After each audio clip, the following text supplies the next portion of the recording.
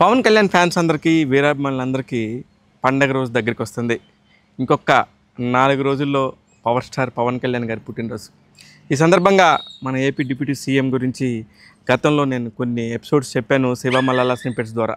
Shiva Mallala snippets చిన్న చిన్న కథలు, ఒక్కొక్క ఆర్టిస్ట్కి సంబంధించినవి, వాళ్ళ లైఫ్లో జరిగిన ముఖ్యమైన సంఘటనలతో పాటు వాళ్ళ కెరియర్లలో ఎలాంటి బ్లాక్ బస్టర్లు సాధించారు, ఎలాంటి సందర్భాల్లో వాళ్ళు ఆటుపోట్లను ఎదుర్కొన్నారు, ఇలాంటి అనేక విషయాలు మీకు చెప్తానే ఉన్నాను.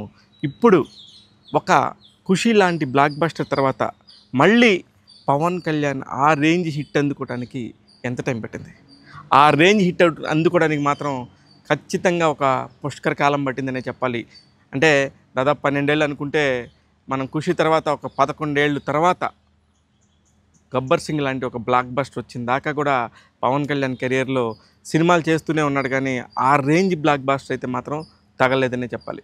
ఫ్యాన్స్ అందరూ నిరుత్సాహం ఉన్నా కూడా సినిమాకి అతని ఫ్యాన్ మేనియా పెరుగుతూనే ఉండింది. ఎక్కడా కాంప్రమైజ్ అయ్యేవారు కాదు. ఫ్యాన్స్ అందరూ కూడా అతని సినిమా వస్తుందంటే పండగ వాతావరణం నెలకొనేది. ఆ సినిమా హిట్ ఫ్లాప్ అనేది 2 రోజుల తర్వాత మర్చిపోయేవాళ్ళు. మళ్ళీ తర్వాత సినిమా ఎప్పుడు వస్తుంది అనేది ఎదురు చూస్తూ ఉండేవాళ్ళు. అలాగా ఒక పవన్ కళ్యాణ్ తన లైఫ్ మొత్తం కూడా ఫ్యాన్స్ని మేనేజ్ చేసుకుంటూనే వచ్చారు.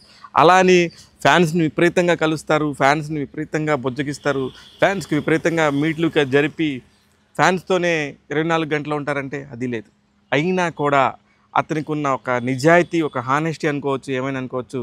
మెగా ఫ్యామిలీ నుంచి వచ్చిన తర్వాత ఎప్పుడైతే చిరంజీవి గారి వారసత్వంతో పవన్ కళ్యాణ్ అలాగా చిరంజీవి గారి మాన్యాన్ని తీసుకున్నాడో, అక్కడి నుంచి పవన్ కళ్యాణ్ ఎప్పుడూ ఆగలేదు.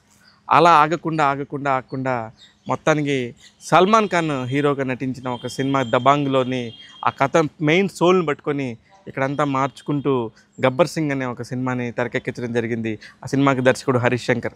ఆ రోజుల్లో హరీష్ శంకర్ కూడా పెద్ద హిట్లున్న దర్శకుడేం కాదు, కానీ మిరపకాయ లాంటి ఒక బ్యూటిఫుల్ కంటెంట్తోని సినిమాని తెరకెక్కించడంతో హరీష్ శంకర్ పేరు మారుమోగిపోయింది. వెంటనే హరీష్ శంకర్తోని పవన్ కళ్యాణ్ కొలాబరేట్ అయ్యారు. అక్కడి నుంచి బండ్ల గణేష్ కానీ ఆ కాంబినేషను, బండ్ల గణేష్ గారు నిర్మాతగా, పవన్ కళ్యాణ్ గారి హీరోగా, దర్శకుడిగా హరీష్ శంకర్, ఈ ముగ్గురు కాంబినేషన్లో వచ్చిన ఆ సినిమా చాలా కాలం తర్వాత పవన్ కళ్యాణ్కి బిగ్గెస్ట్ బ్లాక్ బస్టర్ నిలిచింది. అది ఏ రేంజ్ బ్లాక్ బస్టర్ అంటే, ఆ సినిమా తర్వాత దాదాపు ఫస్ట్ 100 కోట్లు సినిమా దాటింది పవన్ కళ్యాణ్ సినిమాలు ఖచ్చితంగా గబ్బర్ సింగ్ అనే చెప్పాలి. ఆ తర్వాత ఇంకా కొన్ని సినిమాలు వచ్చినాయి కానీ మళ్ళీ అంతంత మాత్రంగానే ఉన్నాయి. మళ్ళీ అత్తారింటికి దారేది సినిమా వచ్చింది. ఈ మధ్యకాలంలో 2001 నుంచి 2012 మధ్యకాలంలో అనేక సినిమాలు చేశారు. అందులో 1-2 కొంచెం చెప్పుకోదగ్గవి ఉన్నాయి, కానీ మిగతా అన్నీ కూడా బంగారం, అన్నవరం, వీటన్నిటిని ఫ్లాప్స్ అనలేము, అలాగని హిట్లు కూడా అనలేము. చాలా మామూలు యావరేజ్ ఫిలిమ్స్. ఏదో కథను పట్టుకొని, ఒక పాయింట్ని పట్టుకొని సినిమాలు తీసుకునే టైం అదంతా కూడా ఏ మాటకు ఆ మాట చెప్పాలి. పవన్ కళ్యాణ్ ఫ్యాన్స్కి కానీ, పవన్ కళ్యాణ్ కెరీర్కి కానీ చాలా డౌన్ఫాల్ అనే చెప్పాలి. ఎందుకంటే నేను గతంలో చెప్పినట్టు 92 తర్వాత చిరంజీవి గారు 97 దాకా ఒక డౌన్ఫాల్ చూసి 97తో హిట్లర్తో ఒక చిన్న హిట్ కొట్టారు. అక్కడి నుంచి మళ్ళీ తన పందా మార్చుకొని ఆ ఏజ్ పెరుగుతున్న కొద్దీ సినిమాలు ఎలా చేసుకుంటూ వచ్చారో పవన్ కళ్యాణ్ గారు కూడా అలానే చేసుకుంటూ వచ్చి తర్వాత గబ్బర్ సింగ్, తర్వాత కెమెరామెన్ గమ్మతో రాంబాబు, తర్వాత అత్తారింటికి దారేది, అదొక బిగ్గెస్ట్ బ్లాక్ బస్టర్. మళ్ళీ ఇంకొక 100 కోట్లు ప్లస్ సినిమాని త్రివిక్రమ్ శ్రీనివాస్ గారు పవన్ కళ్యాణ్ గారికి అందించారు. ఇలా ప్రతి ఒక్క సినిమాని అలా చేసుకుంటూ అప్పుడు రాజకీయాల్లోకి వచ్చి ఇప్పుడు పవన్ కళ్యాణ్ గారు ఎలాంటి బ్లాక్ బస్టర్ హిట్లో ఉన్నారో తెలుసు కదా.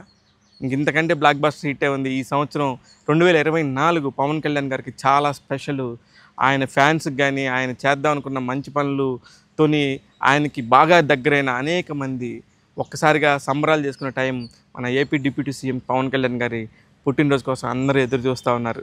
ఈరోజు గబ్బర్ సింగ్కి సంబంధించి ఒక టాపిక్ తీసుకొచ్చి చెప్పాను. ఇలాంటి టాపిక్స్ మరికొన్నిటిని మీ ముందు ఉంచుతాను. అతి త్వరలోనే పవన్ కళ్యాణ్ గారి బర్త్డే రాబోతుంది. ఫ్యాన్స్ అందరూ కూడా ఎంజాయ్ చేయడానికి రెడీగా ఉండండి. ఇలాంటి స్నిప్పెట్స్ అనేక మళ్ళీ మీకు చెప్తూనే ఉంటాను. నేను మీ శివ మల్లాల, సైనింగ్ ఆఫ్.